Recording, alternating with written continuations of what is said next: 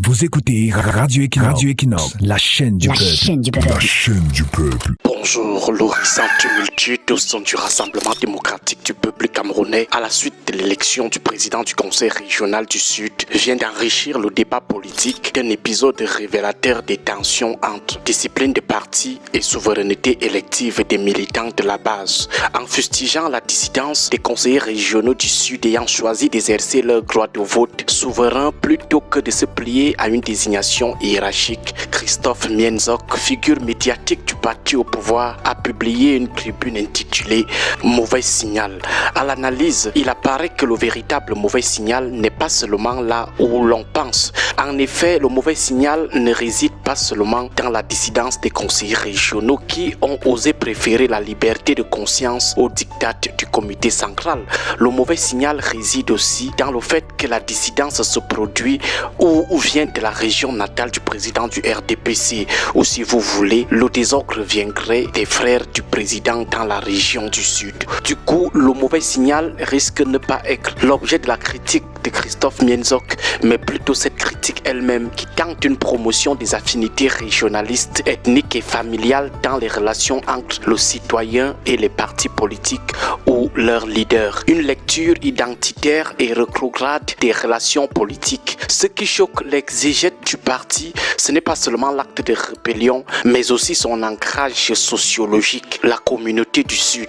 Pour Christophe Mienzok, que le cœur du réacteur, ce Djaï Lobo ou cette villa si chère au système puisse s'émanciper des directives hiérarchiques constitue une hérésie politique. À plusieurs reprises, il établit un lien entre la dissidence et le fait que la région du Sud est la région natale du président du RDPC. Il dit d'abord, nous le citons, il s'agit d'un mauvais signal, d'autant plus mauvais et dangereux qu'il provient du Sud, région natale du président de la République, président national du RDPC, longtemps considéré comme socle granitique du parti. Fin de citation.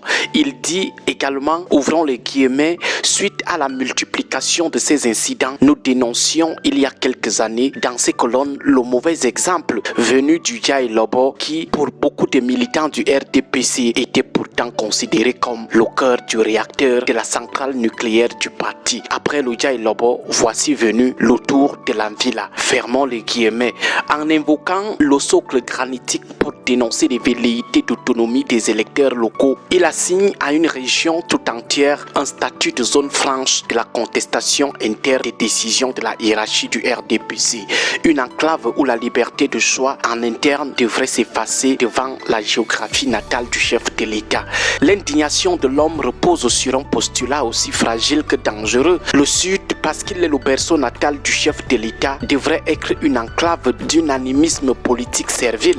En invoquant le cœur du réacteur pour exiger une soumission totale des élus locaux, l'auteur tente d'instaurer une hiérarchie sociologique de la citoyenneté, l'illusion du socle granitique contre la haute idée de la République et de la nation, l'État-nation. Pourtant, le Code général des collectivités territoriales décentralisées est formel. Le conseiller régional tire sa légitimité de son mandat et de son électorat, non d'une allégeance sociologique ou régionaliste.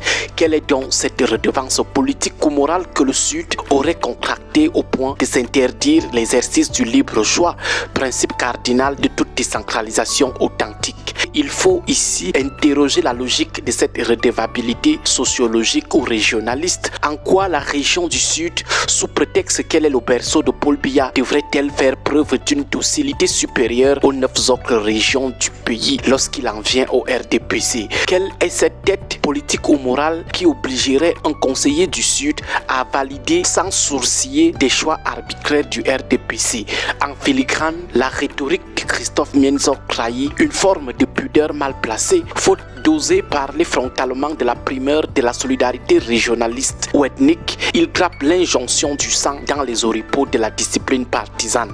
En laissant transparaître que les militants de la région du Sud, région du président, devraient être les derniers à envoyer un mauvais signal, il promeut une forme de démocratie affinitaire primaire basée sur des solidarités géographiques ou sociologiques. Si nous acceptons cette logique, nous devrions par symétrie nous offusquer aussi du fait que les régions et les communautés primaires des chefs des autres partis, par exemple le MRC de Maurice Kamto à l'ouest, le FSNC de Issa Chiroma dans le nord, le SDF de Joshua aussi en zone anglophone, ne se soumettent pas aussi à la redevabilité et à la solidarité politique communautariste. Suivant cette logique, leurs régions devraient être aussi les premières à leur apporter le soutien politique sans contester. Le débat politique, lorsqu'il émane des pontes de la nation, doit se faire de manière froide, à l'aune des principes républicains et non des liens de sang.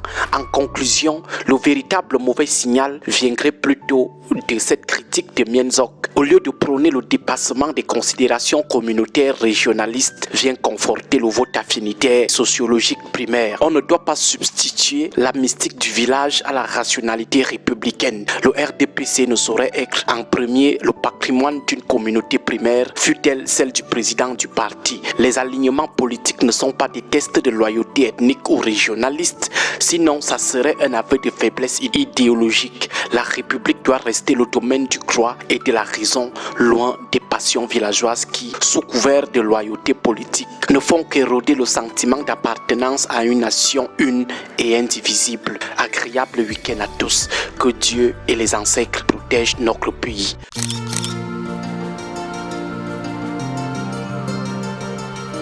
Caméra de rue.